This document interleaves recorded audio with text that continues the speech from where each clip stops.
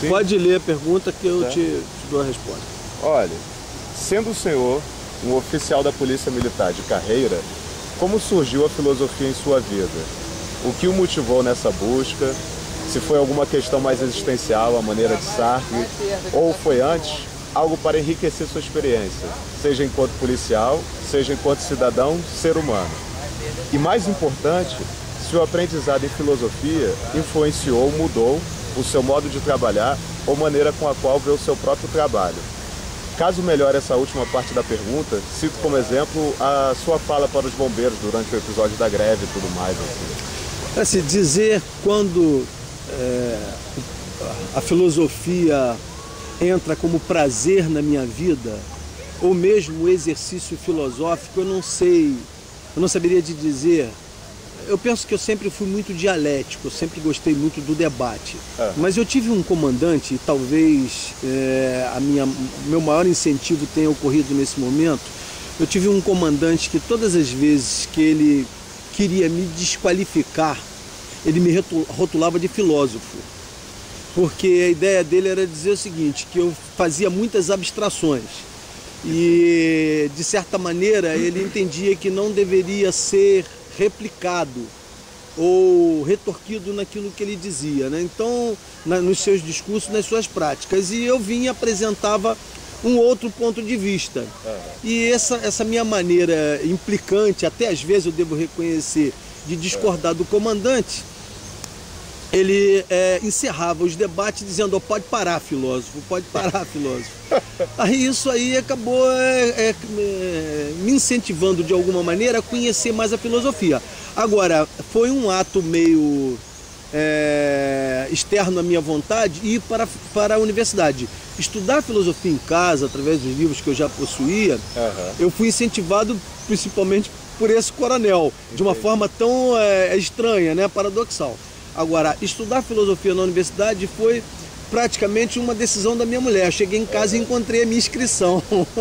Aí ela falou assim: você vai fazer o vestibular de filosofia, porra, você não vive filosofando? Exato. Aí eu acabei fazendo o vestibular, passei para o FRJ, né? Então, assim, tem todos esses ingredientes que me conduziram para a filosofia. Entendi. E, de fato, então, isso mudou, né? Não, mudou. Mais, né? Não, para mim, a filosofia mudou a minha vida, né? Dizem que, já ouvi isso muitas vezes, né, que a filosofia acaba trazendo muitos incômodos para o estudante, porque ele se vê diante de ideias que se contrapõem, que se antagonizam, e todas que parecem ter uma lógica profunda, e tem verdadeiramente, e isso em alguns promove um processo de dissonância cognitiva. As pessoas enlouquecem, piram por causa disso. Não aconteceu comigo. Felizmente. Tá? Não aconteceu comigo. O que eu fiz foi uma escolha bem saudável entre esse todo de ideias sobre aquela que eu considerei atender mais as ânsias do meu espírito. Aquela que serviu melhor de alimento espiritual, de alimento psíquico, e trouxe paz para minha alma.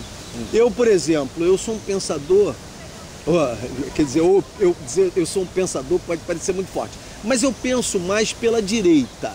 E o que eu quero dizer com isso? É porque eu sou um camarada que acredita, né, na metafísica, numa metafísica do espírito, cultuo valores tradicionais como o da família, né? Eu sou favorável à iniciativa privada, à propriedade. Então, quando a gente se coloca dessa maneira, eu não sou um relativista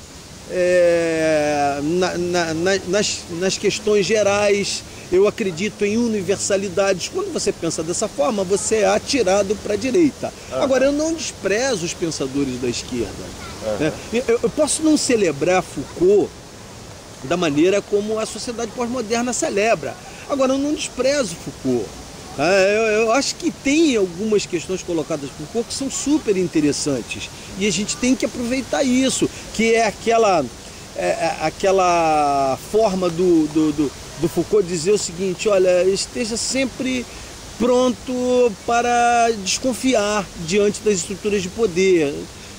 Eu só penso que ele é pessimista demais, né? Mas o pessimismo acabou consumindo as ideias do Foucault e tornando elas assim, amargas demais. Mas eu não desprezo Foucault, eu não desprezo Nietzsche. Nietzsche não faz a minha cabeça, mas há questões colocadas por Nietzsche que devem ser consideradas.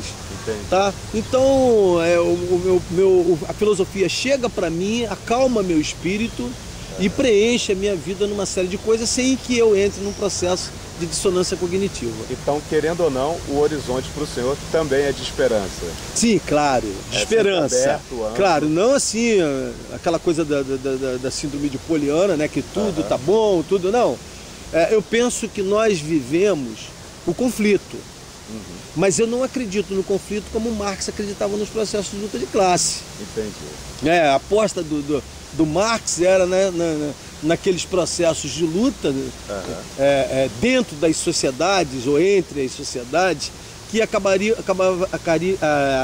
culminariam por promover uma planificação das sociedades com o socialismo e com o comunismo. Então eu não acredito, né, assim, na existência sensível que nós alcancemos a plenitude do igual, nem pela luta, tá, e nem pela caminhada pacífica. Mas eu penso que nós, mesmo vivendo na sociedade do atrito, na sociedade do conflito, o que nós temos que buscar é a conciliação e a concórdia.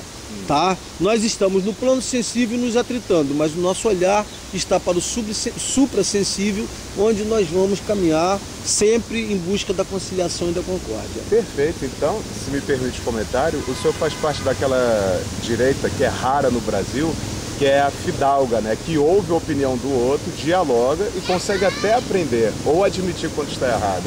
Diferente daquela direita raivosa que só sabe atacar, agredir e falar por falar, assim. Exatamente, os dois lados, quando são radicais, são muito ruins. Existe um lado da esquerda, e aí quando eu digo esquerda, eu não estou dividindo em esquerda e direita política, não, mas do pensamento. O que é a esquerda no pensamento? A esquerda no pensamento, ela é materialista, ela é relativista, subjetivista, não há verdade alguma, né? Não há universalidade nenhuma. A gente vive contrassensos terríveis, né? E sofrimentos terríveis. Eu acho que o pensamento da direita consegue ser mais feliz, porque é mais resignado. Resignação é uma marca da esquerda. Agora, eu encontro na esquerda, e tenho grandes amigos pensadores de esquerda, que são sensíveis ao contato com o outro sem estar apostando no conflito. Que estão justamente buscando uma concórdia. E aí eu creio que intuitivamente estão caminhando na direção das formas universais. Só não vão admitir isso. É verdade. Tem um pensador chamado Teilhard de Chardin, padre católico, já falecido, né, jesuíta, que ele costumava dizer, era o lema dele: o que sobe converge. É como se dissesse que todos os pensamentos fatalmente vão culminar num grande todo, né, numa máxima em comum a todos eles. Então, só para reafirmar, tudo isso também acaba por influenciar o seu modo de trabalho, né? A sua lida diária com as pessoas, seus comandados e tal. Com toda certeza, definitivamente. Isso, não vamos dizer assim, não causa uma revolução, porque muitas dessas ideias eu já cultuava, mas eles vêm e reforçam, tá? Aperfeiçoam minha maneira de enxergar as coisas, de ver. Eu penso que foram lentes, tá, que me trouxeram uma visão ainda mais ampla do que eu pensava.